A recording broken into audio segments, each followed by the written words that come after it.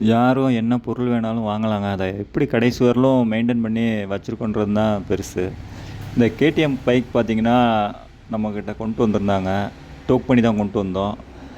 இது செயின் வந்து பார்த்தீங்கன்னா, நல்லா கழண்டு சிக்கி, இந்த மாரி வண்டி உருட்டக்கூட முடியாத அளவுக்கு இந்த பைக் வந்து இருந்துச்சு. இந்த மாரி சிக்கிருச்சுன்னா, செயின் வந்து மாத்துற கண்டிஷன்ல ஆயிரும்.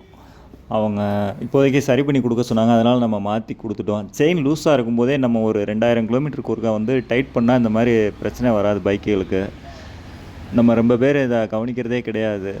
இப்படி பார்த்தோம்னா, பாதியில எங்கிட்டாச்சும் போய் நிக்கிறதுக்கு வாய்ப்பு இருக்கு. இத சரி பண்ணி குடுத்தாச்சு வண்டிக்காரங்களுக்கு.